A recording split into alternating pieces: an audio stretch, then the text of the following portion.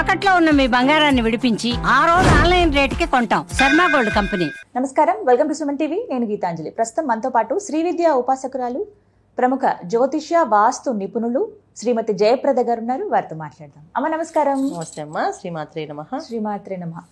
అమ్మ, మహాలయ పక్షం ఎంతో విశేషంగా చెప్తారు. సంవత్సరం పొడవునా దైవానికి మనం పూజించిన మన పితృదేవతలకు కూడా ఆరాధించాలి అని, వారి కోసమే అంకితం ఉన్నటువంటి రోజులు ఈ 15 రోజులు అంటారు. ఇంకా విశేషాలు ఏవైనా ఉన్నాయా అసలు? ఇంకా అంటే ఏం చేయాలి, ఏం చేయకూడదు ఈ పితృపక్షంలో, ఇవి కూడా మాట్లాడుకుందాం. తప్పకుండా అన్న.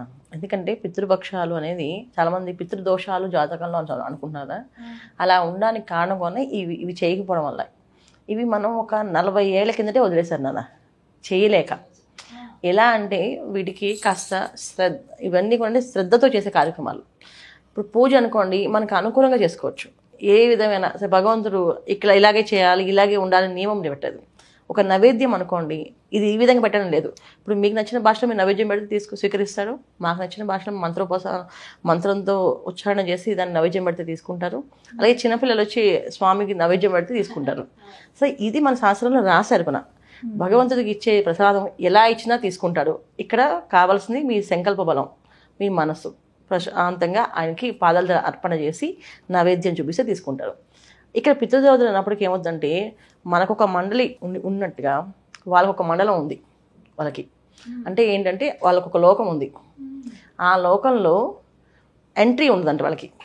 ఇప్పుడు మన పిల్లలు ఎక్కడైనా కొంచెం వాళ్ళని ఇలా ఎంటర్ చేయడంట, వాళ్ళకి ఇలా ఇబ్బంది వస్తుందని తెలిస్తే మనం ఎంత ఎంబారస్గా ఫీల్ అవుతాం. అదేంటి మన పిల్లల్ని వాళ్ళు ఎలా చేస్తా అంటున్నారు అనేసి. అలాగే ఈ పితృలోకాల్లో పితృదేవతలకి ఎంట్రీ ఉండవంట. అమ్మ, మనం ఈ కార్యక్రమాలు ఏవి చేయకపోతే వాళ్ళంటారంట, మీ వాళ్ళు ఎవ్వరు మిమ్మల్ని పట్టించుకోవట్లేదు, సో మిమ్మల్ని మీ దగ్గర లోపల రానివ్వు, మీరు ఇక్కడ ఉండండి అని చెప్పేసి. వాళ్ళు అన్నము, ఆహారము, పానీయాలు ఇవేమీ లేకుండా దాహంతో అలమటిస్తూ బాధపడుతూ ఉంటారంట. సో వాళ్ళు ఉండడానికి కారణం ఎవరు అంటే, ఆ వంశంలో ఎవరైతే ఉన్నామో వాళ్ళు. ఇప్పుడు చాలామంది మా అమ్మ నాన్నగా మేము చేస్తున్నాం, కానీ వాళ్ళ అమ్మ నాన్న వాళ్ళ నాన్న అమ్మకి చేశారా? ఇవాళ జనరేషన్ తెలుసుకొని ప్రతి విషయాన్ని మేము చేస్తున్నాం అని చెప్పి అంటున్నారు. అది ఎలా చేస్తున్నారంటే చాలా ఈజీగా ఏది చేస్తున్నారు. అలా కాదు, కొంచెం శ్రద్ధగా బాధ్యతగా తీసుకొని ఈ పితృపక్షాలని చాలా జాగ్రత్తగా చేసుకోవాలి. ఎలా చేసుకోవాలి అంటే, మా ఇంట్లో ఏదో జరిగింది, ఈ పితృపక్షాలు ఎప్పుడు మహాలయ అమావాస్య అనేది లాస్ట్ డే అన్న. మనకి పౌర్ణమి అయిపోగానే నెక్స్ట్ డే నుంచి ఈ పితృపక్షాలు స్టార్ట్ అవుతాయి. సో పాడ్యం నుంచి పౌర్ణమి వరకు, అలాగే పాడ్యం నుంచి అమావాస్య వరకు. అంటే మన పక్షము అంటే పాడ్యం నుంచి ప్రారంభమై అమావాస్యకి ఒక పక్షం అవుతుంది. అలాగే పాడ్యం నుంచి మొదలై పౌర్ణమికి ఒక పక్షం అవుతుంది. అంటే 30 రోజులు, మన 15 రోజులు ఇలా అవుతాయి మేడం. ఈ పక్ష రోజులు అంటే చాలామంది ఏంటంటే, కొంతమందికి బ్రాహ్మణులకి ఈ కార్యక్రమం అంటే శ్రాద్ధ కార్యక్రమాలు అంటే వాళ్ళ తల్లిదండ్రులు చనిపోయిన కార్యక్రమాలు ఏవైతే ఉన్నాయో, ఏ తిథి వచ్చిందో, అష్టమి, నవమి, దశమి, ఇవే తిథులు వస్తే ఆ రోజు వాళ్ళ ఇంట్లో శ్రాద్ధ కార్యక్రమం చేపిస్తారు. అంటే వాళ్ళకి అసలు ఆ భోజనము, కార్యక్రమం, బ్రాహ్మణత్వాలను పిలవడము ఇవన్నీ చేస్తారు. మిగతా ఇతరులు ఎలా చేసుకోవాలంటే, ఏ రోజు చనిపోయారో వాళ్ళకి తిథి నక్షత్రం తెలిస్తే ఆ నక్షత్రం రోజు చేసుకోవడం. లేదు తెలియని వాళ్ళు అమావాస్య రోజు చేస్తాం. అందరూ ఎందుకు చేయాలి, పాటించాలండి. ఈ పితృపక్షాలు 15 రోజులు కూడా మీకు వాళ్ళు తెలియదు, ఎవరు ఎప్పుడు చనిపోయారో తెలియదు, కానీ మా వాళ్ళు ఉన్నారు, ఏదో ప్రాబ్లం ఉంది అనుకున్నది. ఈ పితృపక్షాలను మనం ఎక్కువ ఏం చేయాలంటే అన్నదాన కార్యక్రమం చేయించుకోవాలి.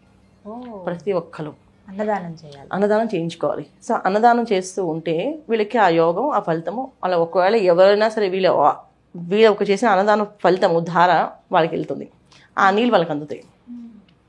తర్వాత చాలామంది అంటే నువ్వులు, తర్వాత తీర్థాలు అని తర్పణాలు అని చెప్పి తర్పణాలు వదులుతుంటాం. ఇవి కూడా ఖచ్చితంగా చేయాలి. బ్రాహ్మణులు అయితే ఖచ్చితంగా వాళ్ళు ప్రతిరోజు ఈ పితృపక్షాలు మధ్యాహ్నం, సాయంకాలం సంధ్యావందనం, గాయత్రి జపాలు చేసి పితృతర్పణాలు వదులుతుంటారు వాళ్ళు. ఇది చేయడం వల్ల ఏంటంటే, వాళ్ళ లోకంలో ఎవరైనా శాపాలు గురై అలా ఉన్న వాళ్ళకి ప్రశాంతి దొరుకుతుంది, శాంతి దొరుకుతుంది. ఎందుకు చేయాలి? ఇది బాధ్యత నాన్న. ఎందుకు చేయాలి అంటే, ఇప్పుడు మన మనిషి అన్నప్పుడు మనం చేయాల్సింది కంపల్సరీగా. చాలామంది అనుకుంటారు ఇది చేయకపోతే ఏమవుతుందండి, అదేం లేదు అని చెప్పేసి. ఖచ్చితంగా వాళ్ళ గురించి తలుచుకొని మన బాధ్యత తీసుకుంటే తరాలు అభివృద్ధి అవుతాయి. ఎన్ని తరాల వరకు అలా మనం పెట్టాలండి వారికి? ఎన్నో తరాల నుంచి ఉంటారు నాన్న వాళ్ళు. ఎన్నో తరాల నుంచి ఉంటారు. ఒక్క తరం అని ఈ తరం అని కాదు, ఎన్నో తరాల నుంచి ఉంటారు. ఇప్పుడు ఒక ఇంట్లో ఆడపిల్లలు తప్ప మగపిల్లలు లేరు, వీళ్ళందరూ అక్కడ ఉండిపోతారు, పైకి వెళ్ళరు. అందుకే వంశోద్ధారకుడు కంపల్సరీగా ఉండాలని పూర్వం అనేవాళ్ళు. ఏదో అమ్మాయిని వద్దు అబ్బాయి కావాలంటే ఉద్దేశం అంటే ఇదే. అబ్బాయి అంటే కాస్త పిండ ప్రదానం చేస్తాడు, ఆ నీళ్ళు కాస్త దారి వెళ్తుంది, వాళ్ళు చనిపోయిన తర్వాత వాళ్ళు ఆ లోకాల్లో వాళ్ళకి నీళ్ళు అందుతాయి, ఆహారం అందుతుంది అని చెప్పేసి అని చెప్పేవాళ్ళు. మరి అందరూ ఆడపిల్లలే ఉన్న వాళ్ళ పరిస్థితి ఏంటమ్మా మరి అలా? వీళ్ళు చేయాలన్న వాళ్ళ పేర్లు చదివించి ఒక కర్తను పెట్టి చేయించాలి కార్యక్రమం. ఏమండి ఈ కార్యక్రమం ఇలా జరిగింది చేయండి. వస్త్రదానం, అన్నదానం ఈ రెండు చేయాలి ప్రతిరోజు, పాడ్యం నుంచి అమావాస్య వరకు. ఎవరికి ఏ రోజు వీలైతే ఆ రోజు చేసుకుంటూ అమావాస్య రోజు లాస్ట్ రోజు మాత్రం చాలా గట్టిగా చేయాలి. ఎందుకు తిథులు నక్షత్రం ఇది తెలియదు వాళ్ళు అమావాస్య చేస్తాం. అమావాస్య రోజు అందరూ చేస్తాం. ఎంత బాగా చేయాలంటే వాళ్ళకి చాలా చక్కగా శుభ్రంగా, అంటే ముందు రోజు నుంచి విసుకోకూడదు. ఇది శ్రద్ధ అని ఎందుకన్నామంటే అబ్బా ఇది ఒకటి చేయాలా, ఇప్పుడు రేపు ఇది చేయాలా, రేపు ఇది ఉండాలా అనే పదాలు వాడకూడదు. పెద్ద పనిలా చూస్తారమ్మా. అంటే చాలా మందిలో గమనించాం కదా, దేవుడి పూజ అనగానే ఆ ఆసక్తి వేరేలా ఉంటుంది. కానీ ఇలా పితృదేవతలు పెట్టే కార్యక్రమం అంటే ఏదో అశుభం అన్నట్టు, మనం ఈ పని చేస్తున్నామా అన్నట్టుగా కొంచెం ఫీల్ అవుతారు. మన ఇంట్లో మన అమ్మకి అన్నం పెట్టడానికి మనం అశుభం. అలాగే ఈ పితృదేవతలు పెట్టాలంటే మన వంశం అది. అంటే రేపు మన తరం, ఆ తరం, ఇప్పుడు తరంలో ఆడపిల్లలే పుట్టారు, మగపిల్లలు లేరు. వచ్చే తరంలో ఈ పిల్లలకి కావాలంటే వీళ్ళు ఇంకో ఇంటికి వెళ్ళిపోతారు.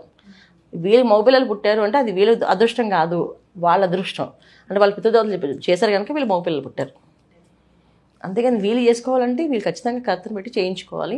పితృతత్నాల్లో ఖచ్చితంగా పాటించవలసిన నియమాలు, చేసుకోవాల్సిన పరిహారాలు ఏంటంటే మెయిన్ ఓర్పు, సహనము, బాధ్యత, ఈ మూడు ఖచ్చితంగా ఉండాలి. ఈ మూడిటితో వాళ్ళు ఏం చేయగలిగితే అది చేయొచ్చు. ఇప్పుడు మా దగ్గర అంత ధనం లేదండి, కొంత ధనం ఉంది, పర్లేదు ఒక్క మనిషికి పెట్టు అన్నం, ఒక్క పూట ఒక మనిషికి అన్నం పెట్టండి, అది కూడా పుణ్యం వస్తుంది. వాళ్ళు తలుచుకోండి చనిపోయిన వాళ్ళు ఎవరున్నారో, మా పితృదేవతల్ని శాంతించాలి అని చెప్పి దండం పెట్టుకొని వాళ్ళకి పెట్టండి, ఖచ్చితంగా మీకు ఫలితం వస్తుంది. ఈ పక్షం రోజుల్లో మామూలుగా దీపారాధన, దేవుడి దగ్గర దీపారాధన ఇవి మామూలుగానే చేసుకోవచ్చు. అన్ని మామూలు చేసుకుంటాం. ఒకవేళ ఎవరికైనా ఆ రోజు కార్యక్రమం ఉంటే ఆ రోజు దీంట్లో దీపం పెట్టచ్చు నాన్న. దీపానికి ఏం పడదు, దీపం ఉంటుంది. దేవతార్చన అభిషేకాలు ఉన్న వాళ్ళు ఓన్లీ దేవుళ్ళని కడిగేసి పెట్టుకుంటారు. ఆ రోజు పెట్టి వాళ్ళకి నైవేద్యం పెట్టిన తర్వాత ఈ కార్యక్రమం చేసుకుంటారు.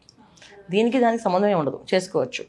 ఒకవేళ చేయలేని వాళ్ళ పరిస్థితి, ఇబ్బంది వచ్చిన పరిస్థితులు ఉన్నప్పుడు అమావాస్యలో చేస్తాం. అంటే పరిస్థితి ఇబ్బంది, కొంతమందికి ఈ నెలసరి ఇబ్బందులు ఉన్నవాళ్ళు చేయలేకపోతే, ఈ నెలసరి ఇబ్బంది ఉన్న వాళ్ళు ఇంట్లో చేయకూడదు కార్యక్రమం, అది వాళ్ళ మంత్రాలు అవన్నీ వినకూడదు, అది కూడా దోషం. సో అందుకని అలా ఉన్నప్పుడు అమావాస్యలో చేసుకోవాలి. ఇలా చేసుకుంటూ వెళ్ళాలి. అసలు పితృపక్షాలు చేయడం వల్ల వచ్చే లాభాలు ఏంటి చెప్తాను. లాభాలు అసలు ఎందుకు సరే చేయమంటున్నారు, బాగానే ఉంది, ఎంతో కొంత ఖర్చు అవుతుంది. కొంతమంది అయితే మన పితృల కోసమే కదా అని చెప్పి ఖర్చు పెట్టి చేస్తారు శక్తి ఉన్నంత వరకు. ఎంత చేసామండి, మాకేంటి ఉపయోగం, మాకేం జరుగుతుంది అసలు అని అడుగుతారు. తప్పకుండా. ఎందుకంటే మనం ఒక పితృదేవతలకి మనం చేసిన కార్యక్రమం అన్నీ కూడా ఏంటంటే భగవంతుడి దగ్గర డైరెక్ట్గా వాళ్ళు వెళ్ళి అడుగుతారు. మా అబ్బాయికి, మా మనవాడికి పెళ్ళి అవ్వట్లేదు, కాస్త పెళ్లి చేసే భాగ్యాన్ని మాకు అందించు స్వామి అని అడుగుతారు. సో భగవంతుడు వాళ్ళతో మాట్లాడతారు. మీకు అర్హత వచ్చింది, లోపలికి రండి, ఏం కావాలి అని అడుగుతారు. అడిగినప్పుడు వీళ్ళు మా మనవాడికి పెళ్ళి కావట్లేదు, సంతాన భాగ్యం లేదు, మాకేమో వంశధారకుడు లేడు, మాకెవరో కత్తెర పెట్టి చేయించారు మా పిల్లలు, వాళ్ళకి వంశధారకం లేదు, వాళ్ళకి ఇంట్లో వంశం అభివృద్ధి అయ్యేలా చూడండి అని చెప్పి అడుగుతారు. వాళ్ళు అడిగితే ఖచ్చితంగా ఇస్తారు. చాలామందికి ఆస్తులు నిలబడతాయి. చాలామంది ఆస్తులు పోగొట్టుకుంటారు. వ్యాపారాలు చేసి ఆస్తులు ఎంత సంపాదించపోతుంది, చేతిలో రూపాయి ఉండదు. మళ్ళీ చూడడానికి ఆస్తులు ఉంటాయి, అవి అమ్ముడు పోవు, ఆ స్థలాలు అమ్మలేరు, ఆ ఇల్లు అమ్మలేరు. ఇవన్నీ కారణం ఏంటంటే ఈ పితృదోష కార్యక్రమాలు చేయకపోవడం వల్ల. సో అందుకని ఆస్తులు నిలబడతాయి, వంశం అభివృద్ధి అవుతుంది, వివాహాలు అవుతాయి, సంతాన భాగ్యం కలుగుతుంది. ఇవన్నీ కలిగించాలంటే మన పితృదేవతలే చేయాలి, దేవుడి కూడా చేయడు మనకి. అదేమంట. ఎందుకంటే దేవుడు కూడా ఏంటంటే నువ్వు ఆ పని చేయలే కదా, వాళ్ళు అక్కడ ఏడుస్తున్నారు, నేను నీకు ఎలాగిస్తాను పర్మిషను అని చూస్తూ ఉంటాడు. మనం ఎన్నో నోములు, పూజలు, వ్రతాలు, చాలామంది అంటారు మేము అన్ని గుళ్ళు తిరిగేసామండి. సరే మీ ఇంట్లో ఎవరైనా చనిపోయారా, వాళ్ళ పేరుని ఏమైనా చేశారంటే చనిపోయిన తర్వాత వాళ్ళకి ఏం చేస్తామండి అంటారు. అది ముందు అది చేసిరండి, మీకు ఖచ్చితంగా జరుగుతుంది. చేసిన తర్వాత చాలామంది ఈ పితృ కార్యక్రమాలన్నా పాడ్యం నుంచి అమావాస్య రోజు చేసిన చాలామంది 15 రోజులు కొంతమంది చేస్తారు. మాకు తెలియదండి, ఎప్పుడో ఎవరు చెప్పారు తెలియదు, నేను ఈ 15 రోజులు చేస్తాను. అలా చేసిన వాళ్ళకి సంవత్సరం తిరిగేటప్పటికి వాళ్ళు మంచి స్థాయిలోకి వెళ్ళారు. వాళ్ళు వచ్చి అసలు ఎవరు చెప్పలేదు ఏంటంటే ఈ విషయం మాకు ఎప్పుడు దాకా అందరూ ఈ పూజ చేయండి, ఆ నోము చేయమని చెప్పారు. ఈ పితృపక్షాల రోజుల్లో మమ్మల్ని ఇలా చేయండి, ప్రతిరోజు ఒకరికి అన్నం పెట్టండి, ప్రతిరోజు ఖచ్చితంగా. అంటే వాళ్ళకి నేను ఏం చెప్పానంటే మీరు క్రమం తప్పకుండా ప్రతిరోజు ఒక 2-3 అన్నం పెట్టి వాళ్ళు తిన్నాక మీరు భోజనం చేయండి. మీరు ఎక్కడున్నా అంటే వాళ్ళు వ్యాపారం చేసుకుంటామండి, మేము ఒక దగ్గర ఉన్నాం, మాది కడుపు కోసం తిరగాల్సిన వ్యాపారం అదేంటండి, సరే ఎక్కడైనా వెళ్ళండి. ఎవరికైనా 3 మధ్యాహ్నం ప్రాతకాలం అంటే 12 నుంచి 1 గంటన్నర లోపు ఆకలితో ఉన్న వాళ్ళని వెతికి అన్నం పెట్టండి చూడండి మీరు ఎలా ఉంటుందో మీకు అని చెప్పేసి 15 రోజులు వాళ్ళు మాట తప్పకుండా పాపం చేసుకున్నాక వాళ్ళ వ్యాపారం ఒక దగ్గర స్థిరంగా బాగా ఎస్టాబ్లిష్ చేసుకొని బిజినెస్ బాగా డెవలప్ చేసుకున్నారు. వాళ్ళు ఎలాంటి వాళ్ళంటే పాపం ఇంటింటికి తిరిగి అమ్ముకునే చీరలు అమ్ముకునేవాళ్ళు, ఈ బట్టలు బిజినెస్ చేసుకునే వాళ్ళు అనమాట. వాళ్ళకి ఏం పరిహారం చెప్తానన్న, వాళ్ళే కష్టపడి రోజు బండి మీద చీరలు అమ్ముతూ ఉంటున్నారు కదా. నేను ఇలా చేస్తుంటే మీరు మాకు డబ్బు నిలబడలేదు మేడం, ఎంతో బిజినెస్ చేస్తాం, సాయంత్రానికి ఒక 15-20 వేలు అమ్ముతారు రోజుకి, ఆ లెక్క నేను పెద్ద బిజినెస్ చేసినట్టు, కానీ నాకు దగ్గర నెలసరికి ఏమి ఉండవు డబ్బులు. సరే అమ్మా ఇది చేయమ్మా అన్న, ఓ 3 అన్నం పెట్టు, నువ్వు బండి మీద వెళ్తుంటావు కదా, ఎక్కడ అనిపిస్తే అక్కడ 3 అన్నం పెట్టు, ఆలోచించకుండా లాభం ఆలోచించుకో. ఆ రోజు ఒక్కొక్కసారి అయితే వ్యాపారం జరగలేదంట ఆయనకి ఈ అన్నం పెట్టినప్పుడు. అయినా సరే పర్లేదండి. ఎందుకు అలా జరగలేదు అంటే కర్మ తొలగిస్తుంది అక్కడ. ఆయన ఏదో కష్టపడాలి, ఆ రోజు ఆయన ఆకలితో ఉండాలి. ఎందుకంటే అక్కడ ఎవరో కొన్ని రోజులు ఏడ్చారు ఆకలితో. అప్పుడు దేవుడు ఏం చేశారు, నీకు వరం కావాలి కదా, ఒకరోజు నువ్వు వేడు అని చెప్పి ఆ రోజు ఆయనకి బిజినెస్ కాలేదు, ఆహారం తినలేదు, సాయంత్రం దాకా ఉండిపోయాడంటే. ఏ ఒక్క బిజినెస్ కూడా ఒక్క చీర కూడా అమ్మలేకపోయాడంటే ఆ రోజు. కానీ 3 పెట్టమన్నారు కదా, పెడదామని చెప్పి వాళ్ళకి భోజనం పెట్టేసి ఉన్న డబ్బులతో పెట్టేసి బండి జాగ్రత్తగా ఇంటి పెట్రోల్ వేసుకుని ఇంటికి వచ్చాడంట. సో ఇలా జరిగింది అండి. అప్పుడు వాళ్ళ ఆవిడ కొంచెం ఏంటి మనం ఇలా మంత్ చేస్తే మనకి ఇలా జరుగుతుందండి, ఏం కాదులే చెప్దామని చెప్పి అలా చేసిన తర్వాత వాళ్ళకి రిజల్ట్ అయిపోయిన తర్వాత, అంటే పరీక్ష అనమాట అది, నువ్వు చేస్తావా చేయవని పరీక్షిస్తుంది అన్నీ. ఈ పరీక్ష మనం నెగ్గామా అప్పుడు భగవంతుడు ఇస్తాడు. ఇప్పుడు వాళ్ళు బిజినెస్ ఒక షాప్ పెట్టుకుని మంచి బిజినెస్ డెవలప్ అయ్యి ప్రతి సంవత్సరం వాళ్ళు ఇదే చేస్తారు. అసలు ఇంకా వేరే అన్నిటికంటే ముందు ఇది ఫస్ట్ ప్రయారిటీ. మేడం పితృపక్షాలు ఎప్పుడు వస్తాయి చెప్పండి అని చెప్పేసి ఏం చేస్తుంటే 3 మంది పెట్టేవాళ్ళు ఇప్పుడు 100 మంది పెడతారు. భాగ్యం వచ్చిందంటేనే అదృష్టం కదా. ఇది సామాన్యంగా ఎవరైనా చేసుకోవచ్చు నాన్న. ఇప్పుడు మనం బ్రాహ్మణులు అయితే ఖచ్చితంగా బ్రాహ్మణోత్తమాలను పిలిచి వాళ్ళకి భోజనాలు కార్యక్రమాలు తిరిగి నక్షత్రాలు చేస్తాం. మిగతా వాళ్ళు తెలియదు కనుక మీరు పెట్టండి, చక్కగా ఇంట్లో పెట్టండి లేదా బయట పెట్టండి, ఎక్కడైనా సరే అన్నదానం చేస్తూ వస్త్రదానం చేస్తూ మా పైన పెద్దవాళ్ళకి శాంతింపజేయ స్వామి అని చెప్పి దండం పెట్టుకుని దేవుడికి ఖచ్చితంగా అయిపోతుంది. చక్కటి పరిహారం మా అందరికీ అందుబాటులో ఉంటుంది కూడా. చాలా మంది 15 రోజులు కాకపోయినా అందులో ఒక్కరోజు చేసిన శక్తి ఉన్న వాళ్ళు 15 రోజులు చేసుకున్నా మంచిది. చక్కటి పరిహారం అమ్మా. ధన్యవాదాలు. నమస్తే అమ్మా. శ్రీమాత్రే నమః. శ్రీమాత్రే నమః.